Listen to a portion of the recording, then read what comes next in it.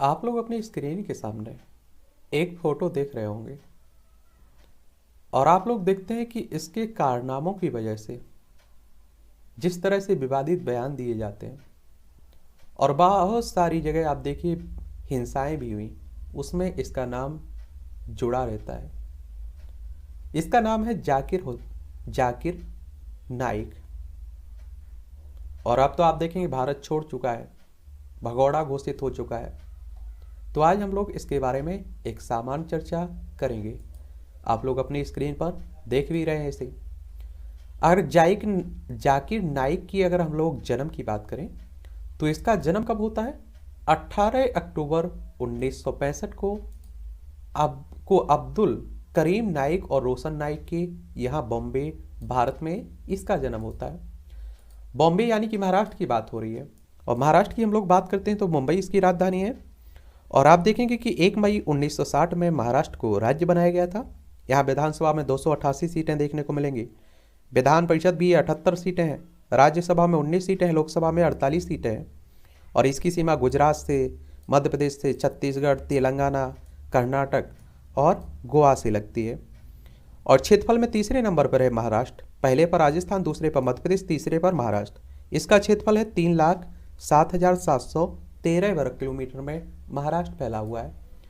तो इसी महाराष्ट्र में इसका जन्म होता है और इसने किशन चंद चेलाराम कॉलेज से पढ़ाई की और Topiwala national medical college and BYL Nair charitable hospital और बाद में मुंबई विश्वविद्यालय में चिकित्सा का अध्ययन किया, और जहां bachelor of medicine and surgery MBBS प्राप्त की, यानी कि पढ़ा लिखा भी है।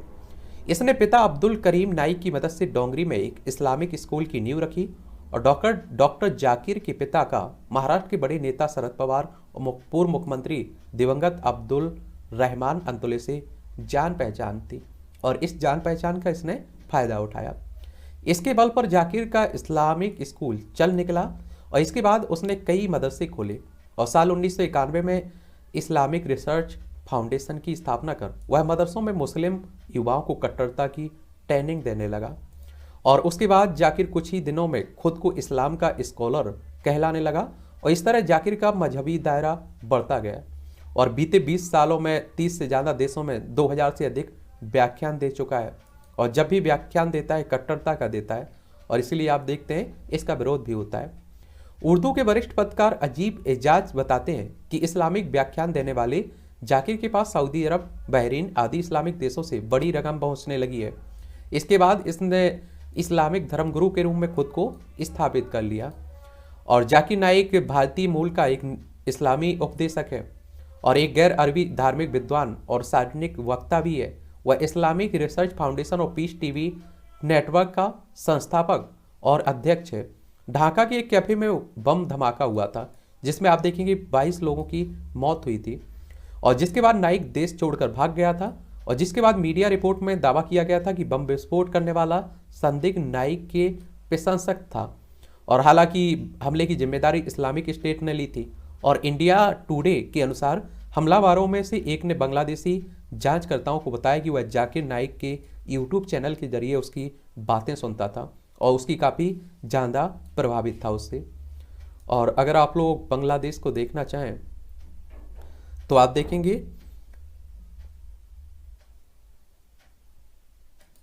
यहाँ आप लोगों को बांग्लादेश देखने को मिल जाएगा।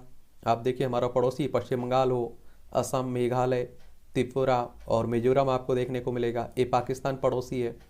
और आपको मालूम होगा कि 1971 में भारत पाकिस्तान के बीच जब युद्ध हुआ था उस समय बांग्लादेश आज़ाद हुआ था। फिर आप देखेंगे कि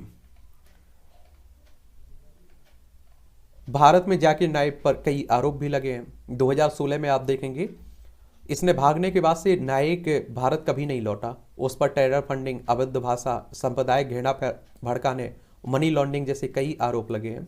जाकिर अपने चैनल पर काफ़ी भड़काऊ भाषण भी देता है, जिस कारण नाइक का Peace TV channel Bharat, Canada, Bangladesh, Sri Lanka, United Kingdom में प्रतिबंधित भी है।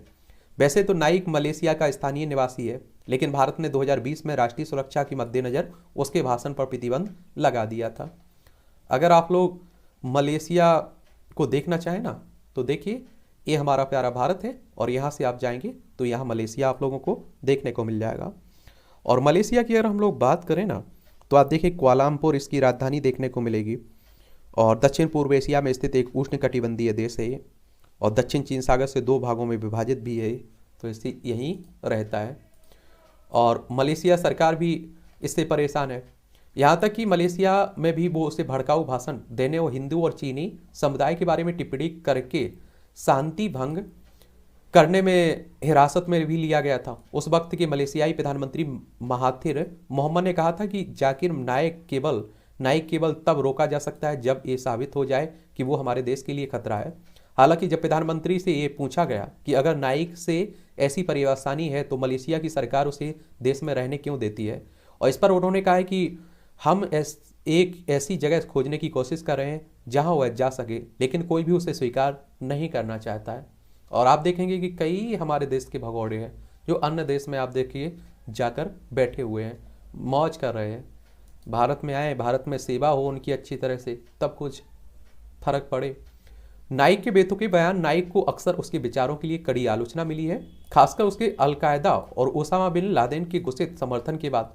ओसामा के लेकर नाइक ने कहा था, अगर बिन लादेन इस्लाम के दुश्मनों से लड़ रहा है तो ये उसके साथ है, और अगर वह अमेरिका को आतंकित कर रहा है जो सबसे बड़ा आतंकवादी है तो ये उसके साथ है, और हर मुसलमानों को आतंकवादी होना चाहिए। हालांकि मीडिया में इस बयान के सामने आने के बाद उसने सफाई दी थी और इसका मतलब को और कुछ बताया था। ये आप देखते हैं कि स्वाभाविक सी बात है, इस तरह की कट्टरपंथी इस तरह की बयानों की अपना फेरने लगते हैं, बोलने लगते हैं कि मीडिया ने उल्टा दिखा दिया, ऐसा कर दिया, वैसा कर दिया।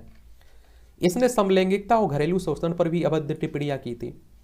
इसने कहा था, इसके अलावा उसने समलैंगिकता पर भी एक विवादास्पद राय दी थी, और जिससे उसने कहा था कि ऐसे लोगों को मौत की सजा देनी चाहिए।